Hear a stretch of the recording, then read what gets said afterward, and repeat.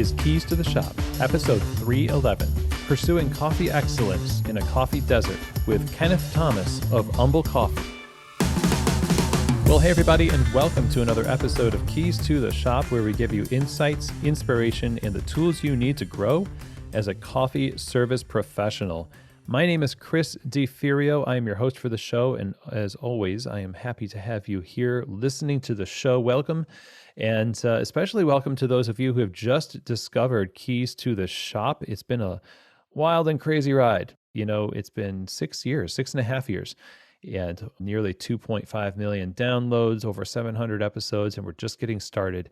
And it's really cool to learn so much from the coffee community about how to run great coffee businesses and to really lead ourselves and grow ourselves as professionals within it and just serve the world through the craft of coffee. So all that said, I think there's a wealth of information in all these episodes. To keep updated with all of it, subscribe to the show. Just wherever you're listening right now, click subscribe and go to the website, keystotheshop.com, and you can search all of the past episodes. I hope that you would share these too with your friends and with your coworkers on social media. Just let people know about Keys to the Shop as a podcast resource for the coffee community globally. That would be awesome. And I want to let you know that Keys to the Shop is not just a podcast, but also a consulting and coaching company where I get to work one-on-one with some really amazing people over the past few years here. It's just been cool to be just a small part of so many people's journey to either starting their coffee shop off with strong foundations, avoiding needless mistakes, creating something that's going to truly bring joy to the community and to the operator, but also working with people who have existing coffee bars, very specific issues and deep industry perspective to help you take those opportunities and use them well for scaling your business or refining your systems, etc. So there's so much we can talk about. And wherever you are on your journey of operating a coffee shop, I would really love to have a conversation with you and see how Keys to the Shop Consulting can help you. All you need to do to set up a free discovery call with me is email chris@keystotheshop.com. We'll set that up and have a chat and see if working together with Keys to the Shop Consulting is the right fit. So again, if you want to talk with me one-on-one, then go ahead and email chris@keystotheshop.com. Now, once in a while, something happens in the coffee industry that will shift what is the status quo. And for a long time, batch brewers were the same. And there's some incremental improvements in them, but nothing that was so drastic that it really just made you stop in your tracks and say, what's going on here? That is until the folks at Umble Coffee invented the ground control Cyclops brewer. This is, over the past few years, just really been exploding globally. And people have experienced their coffee like they never have before because the technology in the ground control allows them to access a depth and range of flavors and control that extraction to such a degree that it's like getting to know your coffee all over again. Not only is it a game-changing batch brewer, but it also makes tea, batch iced lattes, batch cold brew. So this is great for catering, for events, opening up new channels for profitability in your store and efficiency and quality. So lots to love here. Go to groundcontrol.coffee. I love this company. And for a limited time, you can get 50% off a ground control brewer for your cafe.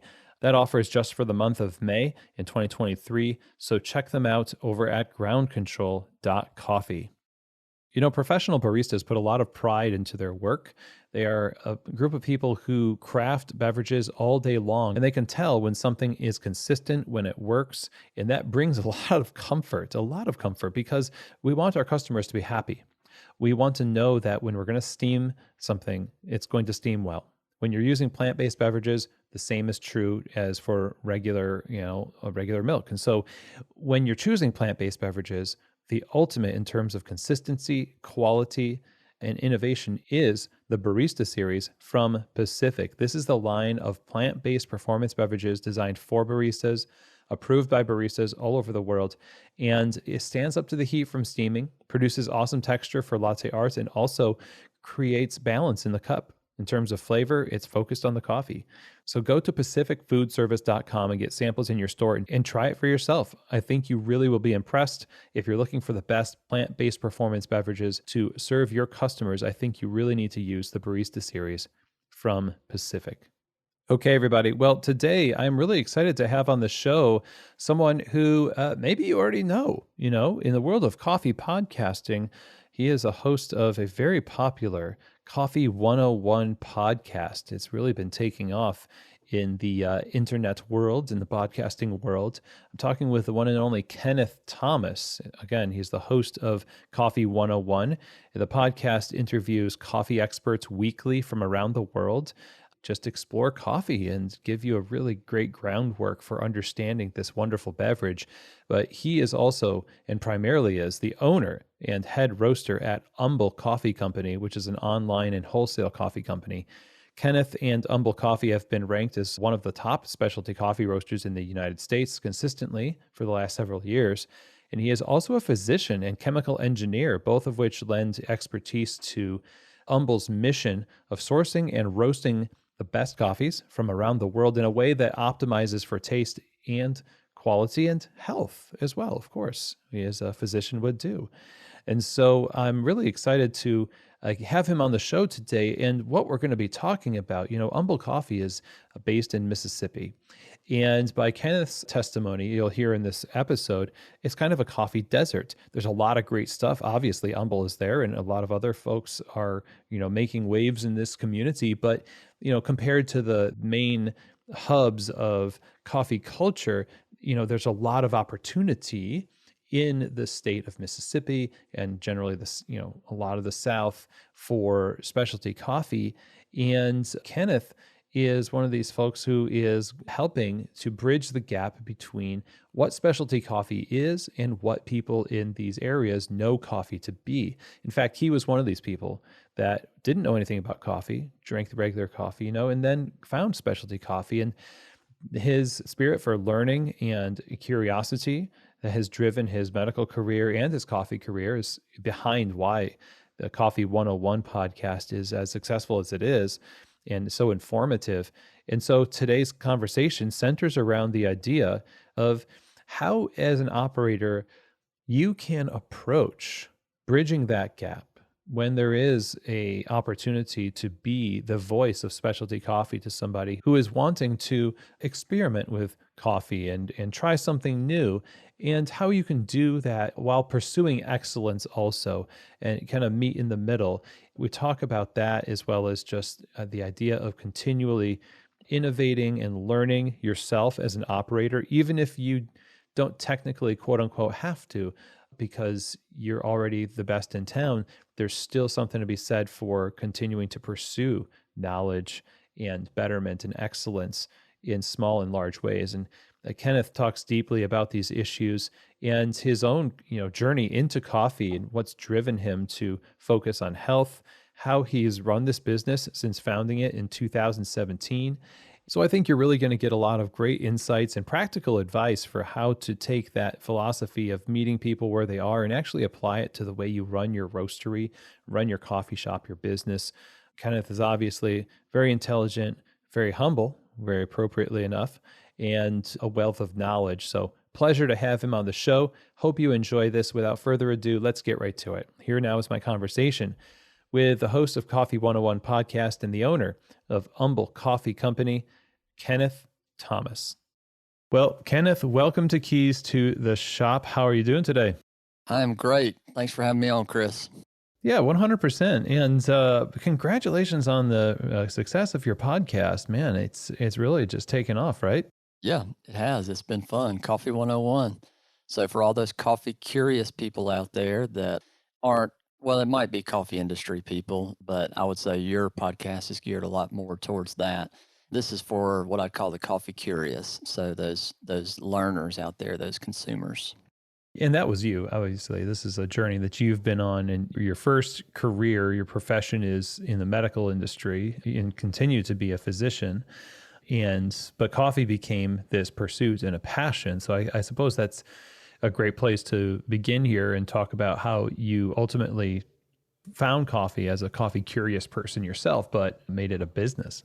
Yeah, so I mean, you know me a little bit, and I'm one of those people who I kind of have to be doing something all the time, and I enjoy that. And so, before coffee, I'll call it side hustle, was honey. I did honey for a little while.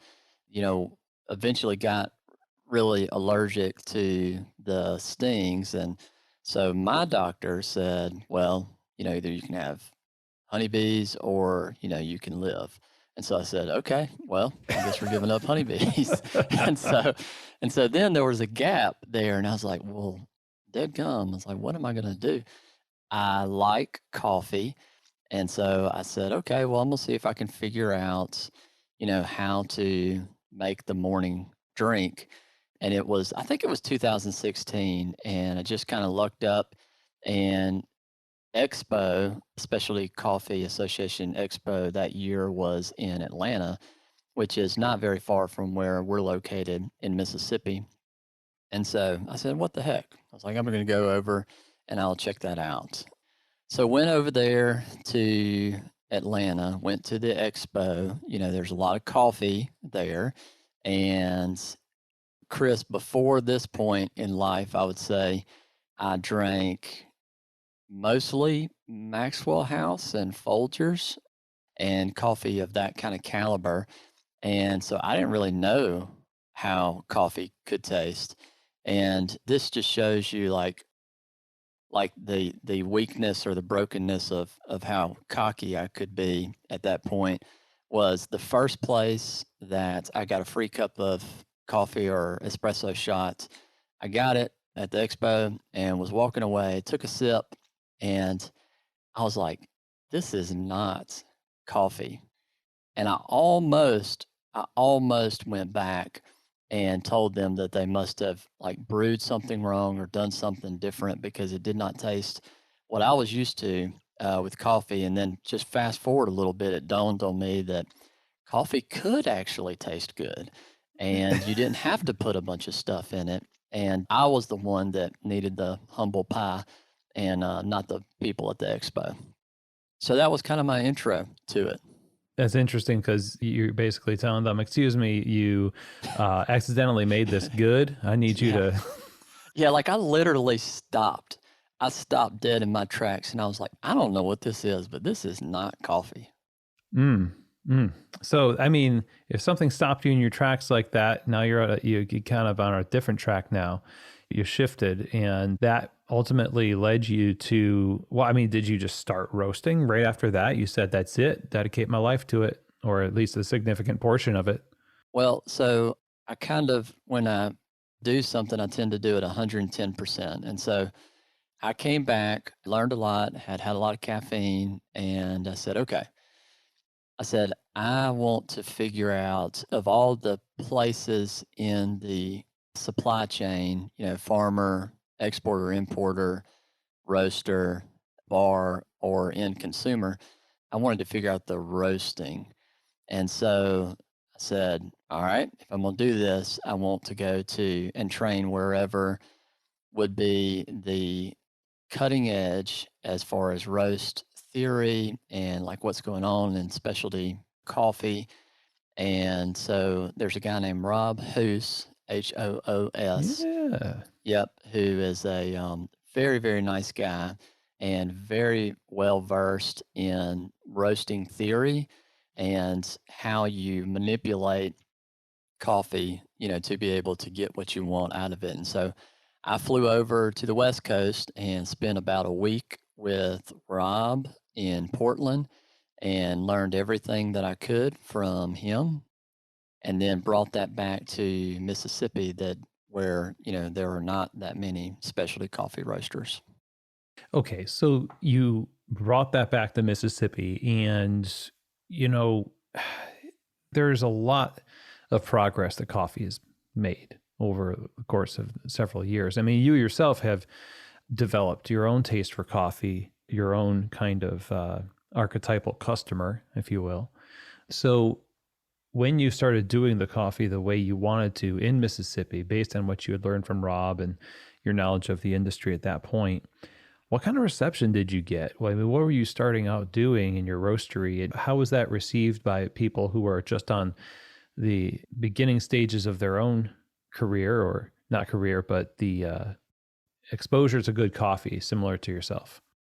That can be part of the challenge of being on like what I'd call a frontier with something that is new to the people around you, is that it does take a lot of investment for buy-in, or them to see what you see as far as the potential of, in this example, it would be coffee. And as a company, Umble Coffee, the name comes from a Southern colloquialism, like, your grandma, maybe not your grandmother, Chris, but my grandmother would say, like, he's so humble. So like she would drop that H from humble. And so that's what we did. And what we wanted with Umble Coffee was we wanted a really, really high quality sourcing and roasting of coffee, but we wanted it to be approachable. And I think that approachability lends into being able to successfully have repeat customers. So that's one aspect of it. The other is, again, being humble or humble, you have to meet your customer where they are. So even though I would prefer a lighter roasted coffee, they may not at this point. They may prefer more of a, what I would call a medium or a darker roasted coffee. And so we meet them where they are, and we tell everybody, and we say this on the podcast too, is that if you like your cup of coffee, then thumbs up. I mean, that's what it comes down to. We try, whether it's me or you or somebody that you're consulting with, we try to do the best we can with the bean, where we get it in that supply chain to then move it to that next stage. So that's what we do. Wow. Okay. So this pursuit is something that obviously, like you said, meet people where they are, but there's more to it than that, because I mean, the idea is there, but operationally speaking, there's a lot more to it. And I'm sure that there's a reckoning that has to happen between your own desires, knowing what the industry has to offer, and then offering your customers what they're ready for. And that means you buy certain green coffee, you will roast it a certain way. What are the practical applications of the philosophy of meeting people where they are for a roasting business like yours? Okay, so I'll give you a good example. When we started, we wanted to be what I would call location independent, and we wanted to be basically a subscription based coffee company. So we started off as that's hot and heavy. That's where we tried to really push, is like being really good at subscription coffee, which takes a lot of investment in like website development for these nuances of having to, little things people don't think about, like having to recharge a credit card, when it's a subscription and things like that. And if a customer wants to change an order. But anyway, so that's what we thought. But as much time as we put into the concepts that we thought would work, we saw on the side that without doing any investment in time or advertising or marketing, we had, restaurants and corporations and, small businesses and medium-sized businesses coming to us and saying, we would like to carry your coffee, as what we would say wholesale. So we would wholesale it to them. And so all of a sudden, most of our growth was in wholesale distribution. And so the key to all of that and saying all that is to lead up to say, as a business owner, not only do you have to meet people where they are, you have to have a willingness to pivot. Like you have to say, okay, this is not working. So this is working. So let's go here. And you have to balance that with your core vision for your business. So if it still fits within your core vision and B is working better than A, then you need to pivot to B, because you still have to, like, what I call, keep the lights on and pay everybody and, all that stuff. So that's one good example of how did we actually do that. So you're listening to your business, you're listening to your customers and letting them and it guide you versus the subscription model, for example, is a concept you took from the industry that you applied to your business, but otherwise the steering of it was based on your knowledge of what your immediate customers were wanting. And you weren't compromising. You weren't compromising your own standards in the process. Because I guess you could if you say, okay, well, people aren't ready for really great specialty coffee. So what I'm going to do is I'm going to cheap out. I'm going to get like some real, like super cheap and maybe even quote unquote bad coffee, and they're not going to know because they're not ready. Talk a little bit about the philosophy of excellence and how it intersects with also making things humble and approachable, and how those things don't have to necessarily be enemies. Right. And so a couple things there. One big thing is for Umble Coffee, where we try to separate ourselves out as far as part of our core, and you alluded to this earlier when you were talking, is I'm a physician. And so we want to have a coffee that I would call is a healthy for you coffee. Now, what that means is that we are not adding anything to it, but we are sourcing and roasting to optimize for your health benefits that you get with coffee. And it just so happens that there's a direct correlation between the health benefits in coffee and the taste quality of coffee. There's a lot more that goes into it, but that's probably the simplest way to look at it. And so, in not compromising excellence, we were staying within our vision of also not compromising on optimizing for health. And we even, like on the Umble Coffee website, we have what's called a healthy coffee calculator, which you could use for any coffee that you have. It doesn't have to be ours, and it just tells the consumer the things that the company up to the point that they receive the coffee, and then the things that they can do as a consumer that would optimize for those antioxidants, anti-inflammatories. And on a bigger picture, as far as, like, we feel like this could make a huge, huge impact on public health if people really understood like how healthy coffee can be for you. I mean, it's just a cup of black coffee done correctly has more antioxidants, anti-inflammatories than anything that you can put in your body on the day. So that includes red wine and blueberries and green tea, many of that stuff. And all disease is basically inflammation. So that's where coffee comes in. Oh, it's great. Yeah, I've heard a lot about that, and I definitely try to live the anti-inflammatory life on my Yeah. end too. And I'm curious though, when you go to your website and you listen to your show and everything else, it's not obviously there's a lot of companies out there with health and everything else that are a little bit more gimmicky, and clickbaity, I suppose. And this is a more holistic approach to it, as I hear you saying it. And when you go to your website, you would never really know necessarily as heavily as you would the other places. But the things that you're talking about, people would do that would like kind of ruin the health benefits of coffee. Like maybe elaborate on that a little bit. Like how does that work out for people? You're talking mostly about like frappuccinos and the additives and stuff like that. Yeah. So the biggest thing obviously would be sugar. And I'll be quick to say, because about 85% of your listeners just kind of bowed up at me. But, you know, it's a balance of, at the end of the day, like I said, do you enjoy your cup?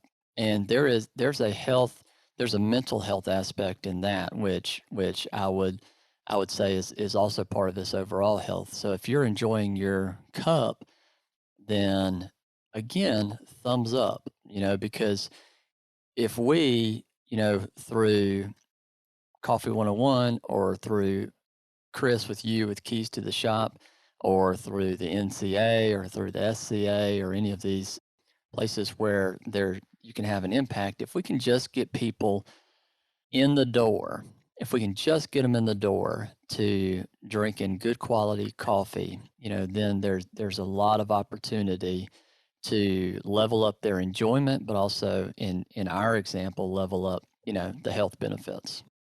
Yeah, agreed.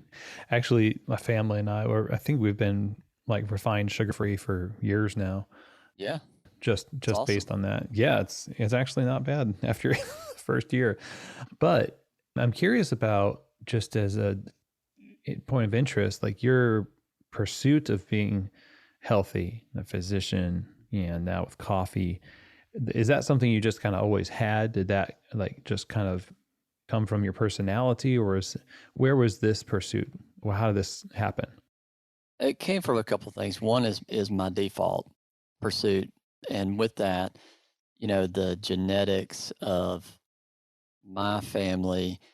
For example, my dad had a quadruple bypass when he was 53, and I think my grandfather died of a massive heart attack when he was in his 50s. I'm 43 right now, and just from early on, like even in my teens and 20s, I've always enjoyed staying in shape. I'm a big runner, and that has helped me prevent some of the genetics that are not on my side. So that's one thing. The other thing is about 7 years ago, my mother was diagnosed with pancreatic cancer. And I know as a physician that almost nobody, you know, gets past that. And the average lifespan from diagnosis is usually like 6 months. And she lived 6 months to the day when she got that diagnosis. But it was a sweet time that she fully knew that she was not going to beat this, but we were able to, be with her and talk with her through a lot of things in this process. And interestingly, she had never had any other medical problem, and there's no cancer on her side of the family. So when you then look at how I, through that window, see coffee, you know, I don't know that I would necessarily say that if she had better coffee throughout her life that she would have not had pancreatic cancer. I don't think I would say that, but I would say that this is one place where I can potentially move the needle from a public health standpoint a little better. And so if I can be approachable, or we can be approachable as a company for that, I think that's a win-win. Man, that's rough. I'm sorry to hear that. And it's really reflecting what I assume is just for everybody. There's always a constellation of different factors that all in aggregate lead to something. The business is the same way, like all the little decisions that you make in your business and in your relationships in your life, all that stuff kind of creates the reality that you live in right now. And, being, that as it is, it's like with your business being a part, just a little part of somebody else's constellation of health, just being a positive contribution. That's really cool. So when you now look at your business and think about your impact on the industry and what you want to accomplish with the business today, now, how many years has it been as of right now, as of today? So we started in 2017. Mm-hmm. And we have, volume wise, been fortunate enough to pretty much double every year so far. So we've grown pretty fast. Yeah. And that's a recipe for either putting the gas on yourself more or taking your foot off the pedal and letting it coast, essentially. And, like you said, I don't do things halfway, you do them 110%.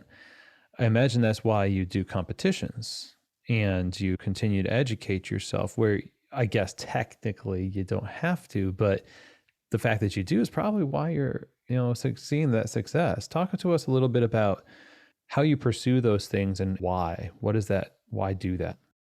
Yeah, so good question. So over the last, I'm gonna say 5 years, I think I have been a U.S. Coffee Roasters finalist. Maybe 4 of those years. This past year, I got to the quarterfinals, but not the finals. So, ballpark, I would say, just within specialty coffee, usually we rank among top 15 in the US. But again, we're from little old middle of nowhere, Mississippi. But I don't think the location has to make that impact. And then kind of to get to your question as far as how can what I would call continuing education make an impact. I want to I love learning. I think that's why the Coffee 101 podcast comes so easy to me is I enjoy learning and I enjoy teaching.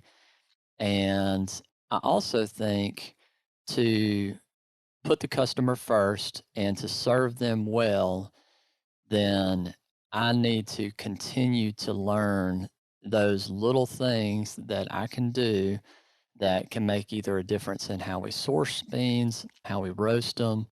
And I mean, I've heard some of your podcasts that you have when you have competitors on and I would encourage everybody to, even if like you fail, like to do competitions. Like the first year that I did coffee roasting competition, I think out of like in quarterfinals, I think out of like 31 people, I was like 27th or something like that. You learn through failure and you get better through that. And with roasting, I don't know how it is with other aspects of coffee, but really, really, really good roasters are few and far between. Like the ones that really understand what it is in the roast profile that'll make a difference in things like sweetness, acidity, body, like how you can manipulate the roast. And so the beauty of competition is you get all of those guys and girls there together and they can look at each other's roast curves and they can kind of talk through why they do some of the things they do. And a lot of times you have the exact same coffees.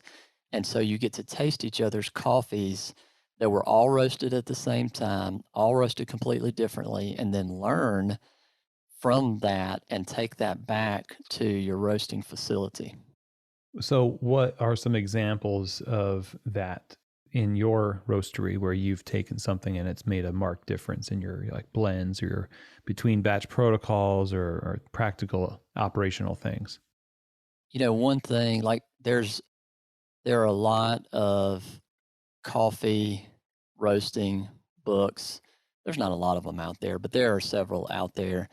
And let's say, for example, the default is they're going to tell you that the development time, which is the time from first crack until you drop the beans for we'll say a light roast, is like 2 minutes.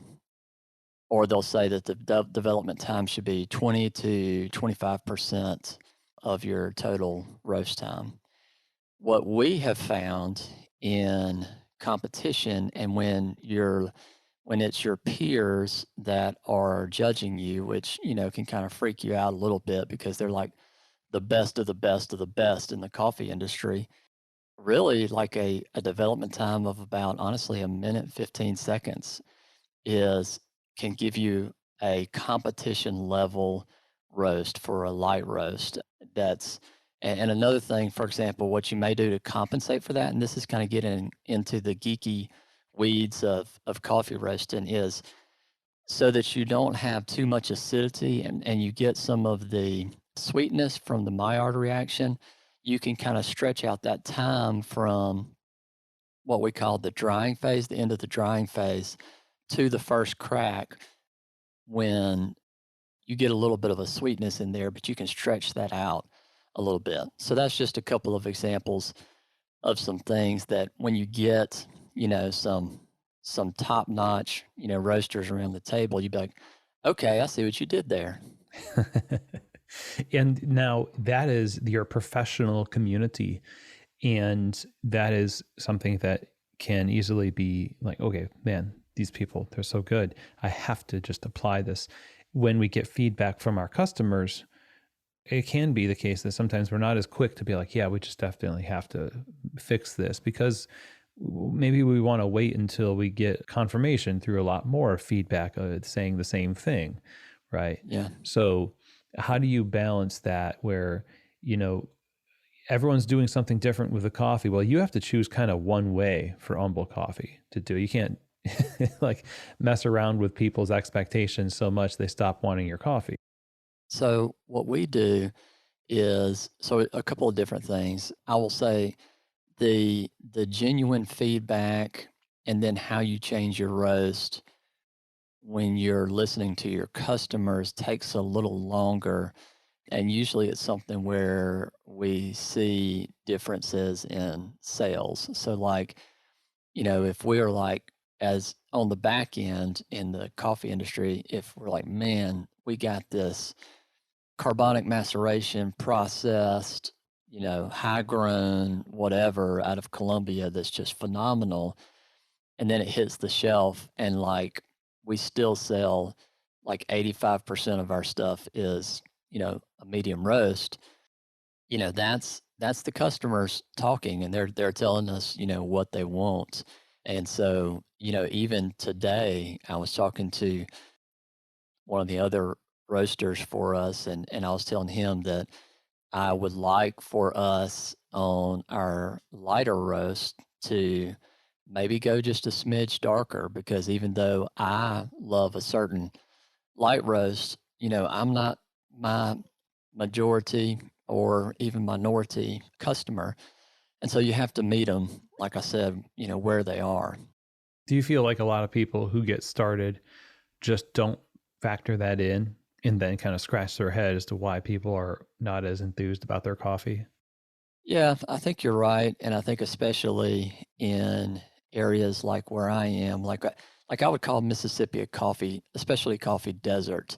And so what I mean by that is like if you go to Portland, you may have 3 dozen top-notch specialty coffee roasters in the city. And in the state of Mississippi, in the entire state, at best, you may have 6 or half a dozen specialty coffee roasters. And so, especially places where, like I am, if part of our crowd is local, they're just not, you know, they're they're not going to be used to this like they would be in Portland. And so that's just something that you have to factor in, and you have to be humble, and you have to put your pride to the side, and you've got to meet them, where they are without jeopardizing whatever your vision is for your coffee company. Now, that seems inherent within wholesale that you have to jeopardize what you want for your company, because now your coffee is in the hands of another person, especially in a coffee desert. If somebody's switching from the frac packs they were given in the beginning of their restaurant journey or whatever it is, hotel, and they could be using your coffee in ways that you don't approve of. I mean, how do you get over that hump? So this is one that I haven't really either we'll say I have learned or I haven't learned yet. I don't know, but we're a little selective in who we just like let have our coffee, because we don't want it misrepresented out there, and it may make the growth a little smaller. I mean, a little slower in the beginning, but I think that it still lends to us knowing what our vision is and knowing how we want to be represented in the public. But we're probably losing some sales because of that. But we're okay with that because we don't want to be we don't want to be good at a lot of stuff. We want to be great at just a little snippet of things. Okay. And so then if you were going to say, okay, these are the absolute musts for somebody using our coffee, or even hazard to recommend to roasters out there who kind of share that sentiment with you, how do they filter those requests confidently? Part of it is, like, let's say, for example, like we have a wholesale contact form on our website. And so through that, we may try to get a feeling of what they're looking for and what their company is all about.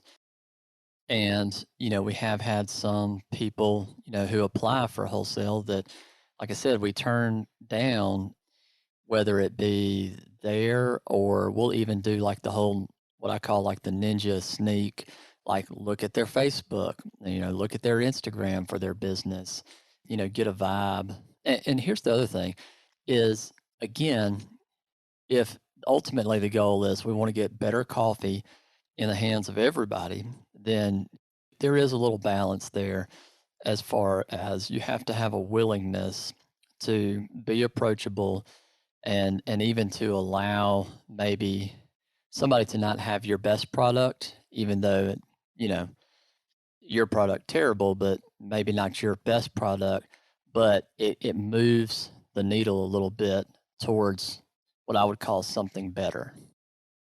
Yeah, that's wise. Sure. You have some give and take, but not so much give that you lose your soul in the process. Right. Okay. Because if you lose your soul on it, then it's what I call a red ocean versus a blue ocean. So like a red ocean would be you're not any different or separate from every other coffee shop or roastery out there in the world, and you don't have a clear vision. You know, if your goal is to separate yourself out, then you're not meeting that goal. So yeah, as opposed to a blue ocean, which is where, it's you do have a clear vision and you are separating yourself out. Yeah, exactly. And in your area, it's like blue ocean that you can be reasonably certain that you're going to be like, one of a few, and kind of like Netflix was like a blue ocean example, right? Yeah, right, exactly. And you're like Or Kodak when Mississippi it came out, Netflix. or Ford, when it came out with the car. So Yeah. And now it's just a matter of iterations on the concept. And so as you grow, have you thought about, maybe farther out into the future, 10 years from now, when your company might be a catalyst for a lot of people saying, geez, there was this one time I listened to this guy on a podcast on Umble Coffee, and he inspired me to start a roastery in Mississippi. How does somebody in that situation iterate on their business to make it competitive and continue to be, seen as the forerunner, the leader in their business, in their category, when the market is saturated? yeah, I think you always, like we said earlier in this episode, is you always have to be learning. So I just briefly said something about, Ford Motor Company, Henry Ford. I mean, they came out like gangbusters and they, just dominated, but then they sat on it and all these other companies caught up, and then all of a sudden, and for decades after that, they were not the top dog because they didn't continue to innovate. And like one thing that we try to do, for example, is we try to balance looking and seeing what other companies are doing, but also trying to, I guess, come up with things on our own so that we're not necessarily following, when it comes to innovation. So like the podcast is a good example because there may be a lot of podcasts about coffee, but there weren't many that are geared strictly to what I'd call the curious coffee consumer. And so that was an area that we thought, we could kind of diversify, Mm-hmm. and has worked. Yeah, you're right. And you said sit on it. Like that's the bad thing about, people innovate something, you have something in your folder, you never do anything with it though. Put it into practice. Like Eastman Kodak Company was the first one to come out with digital technology. Yeah. And they scrapped it. They said, there's no future in this. Yeah. Or like when with you were talking about Netflix, the guys with Netflix literally went to Blockbuster and they were like, y'all, like, will y'all buy into this because we need investors? And Blockbuster literally laughed and said, y'all are crazy. And they showed them the door. Mm-hmm. And now it's the opposite. There is no Blockbuster. And it's basically because they were entrenched in their, they had a business to run, but there's a difference between running your business faithfully and being stodgy, I suppose. Right. Yeah. Well, let me ask you this. You have a pretty good handle on the landscape of coffee. You've learned a lot through your show and just your career too.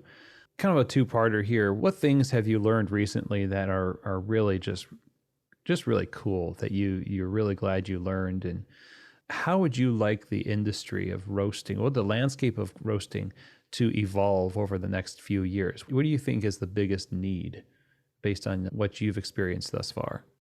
Yeah. So good question. So starting with the first, like, what have I learned? That's cool. So with the podcast, a lot of the stuff that we have gone over, I know, but there's also a decent amount that I learned just on the fly, just talking with experts, for whatever that particular episode is. And that has been really, really fun. Like I've had some kind of mind blowing, moments. Like this is something you've probably known for years, but I just learned recently that just totally just was a game changer for me is, somebody in passing on an interview said, they sprayed a little bit of water, just a little spritz of water on their beans that go through the grinder to prevent the static buildup from the chaff, because I always have chaff like all over my counter because of that. And I did it and I was like, and it like totally got rid of all of that static and the chaff going everywhere. And so I was like, holy cow. I was like, this is fantastic. So yeah, so little moments like that. And then as far as like what could change in roasting, I think, I'll probably continue to do roasting competition, maybe another year or two. Then I may want to segue at some point into judging, because I think there are a couple of things specific to, well, I think I would enjoy it, but I also think there are a couple of things in the kind of the rules and regs of coffee roasting that we could tweak that would make it better for the competitors and improve the feedback they get so that they can leave there, you know, improved roasters, if that makes sense. Explain a little bit more about that. So, like for example, in the roasting competition, and I will say this as a caveat, the judges do a phenomenal job and good friends with a lot of them, and it has continued to evolve and improve. But like one example of something I think would be good is we give a presentation on why we roasted the way that we did and how that then impacted the final cup. It would be great if, and it's just not set up this way currently, and it would be great if the judges could then take what we said in the presentation and they could then go and cup our coffee and see if we were correct or if we nailed what our plan was, and if our theory, like if, let's say for example, I said I want to stretch out the Maillard reaction because I wanted to sweeten this coffee, and let's say that my time from drying phase to first crack was 30 seconds longer than the other 20 competitors, and they go to the coffees and they were like, this one distinctly was sweeter, then like that should be something that should I guess be count towards competition points somehow for the roaster, if that makes sense, Hmm. so that you know who knows what they're talking about and who doesn't, or who has a good plan and is able to execute that roast plan, and who is not able to. That's interesting. Yeah. Yeah, that's a great point. And as you're talking about that, I was thinking, there's so many great things you've gotten from this community, and it would be interesting to, use or capture all this data and, what the correlation of these, decisions that roasters make in competition means and make it available to people in some format, Yeah. publicly. Well, and that's the thing with like our approach, or I'll say Umble Coffee's approach and my approach to all of this is like I would say embrace competition, embrace, I guess, just the freedom of sharing knowledge. I really, really, really, really, really think that anybody who collaborates, even if they're, coffee shops right next door, if they collaborate, I really think that both are better off. And so that's kind of the approach that we have for everything. Yeah, plenty to go around, and the community just kind of makes the industry progress faster and better. Yep. This has been a wonderful conversation. I so appreciate you being on the show, and I want to ask where you can direct us to stay in touch with Umble Coffee and also your show, Coffee 101. Yeah. So anywhere that you listen to podcasts, you can find Coffee 101.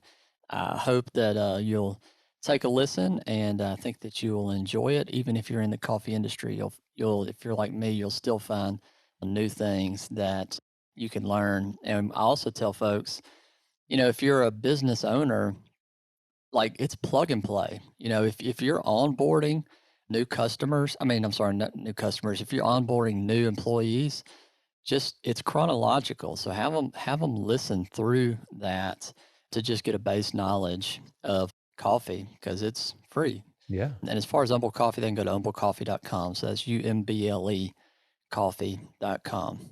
Excellent. Kenneth, again, wonderful to have you on the show. Thank you so much. Enjoyed it, Chris. Well, I hope that you enjoyed that conversation. I surely did myself. And, especially the things that we ended up talking about here toward the end regarding community and how community has obviously been such an instrumental part of Kenneth's own evolution as a coffee professional over the years and where his company is today as a result of just plugging into what is available out there to test your skills against others. Not only that, but to learn and offer your service to help others learn as well.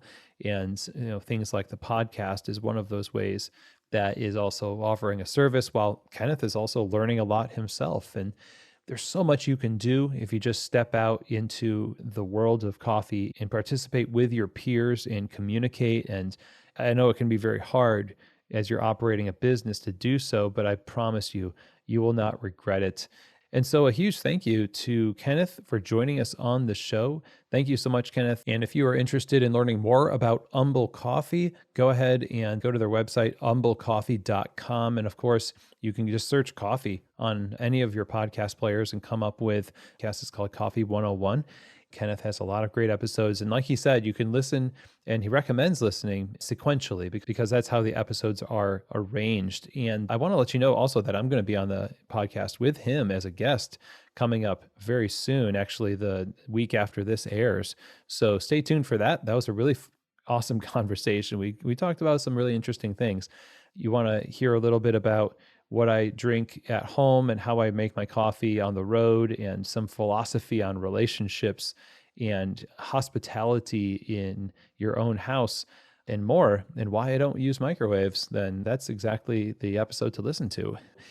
So if you have any questions, comments, or feedback for me about today's episode, I would encourage you to email me. Chris@keystotheshop.com is where you can do that. And also that's where you can reach out if you're interested in Keys to the Shop consulting or coaching one-on-one to help you build a better coffee business. Chris@keystotheshop.com. Now, of course, I want to tell you about Coffee Fest. Coffee Fest has been going on for 30 years. It's a trade show for specialty coffee retailers. And as a trade show, of course, it has vendors and products and services that you can explore on the show floor. But more than that, it is a hub for community and for learning. Free or accessibly priced trainings, workshops, lectures, panel discussions. It is just chock full of great content with awesome professionals. Like I said, the community is there too. So you get to have new friendships formed. It's energizing for your team. And you come back just enriched and ready to roll in your coffee business and be successful. So go to coffeefest.com to learn more about upcoming shows. June 2nd and 3rd is Louisville, Kentucky. Then you have August, we have Anaheim, California coming up. And then in November, there's Orlando, Florida. Use the code KEYS, KEYS, to sign yourself and your team up today for general admission. That code will get you 50% off general admission, KEYS, KEYS. And again, you should just check them out. I'll be there for all the shows, giving lectures and also judging latte art. And I have a booth too, so you can come by and say hello. That's it. So I hope you go. I hope you check them out. coffeefest.com. And with that, that is the end of the show, everyone. Thank you so much for taking the time to listen. Don't forget to subscribe, share these episodes with your friends, with your team, your family, and share them with Steve also. I think he needs to hear it. And as always, I hope that this episode has truly given you keys to the shop.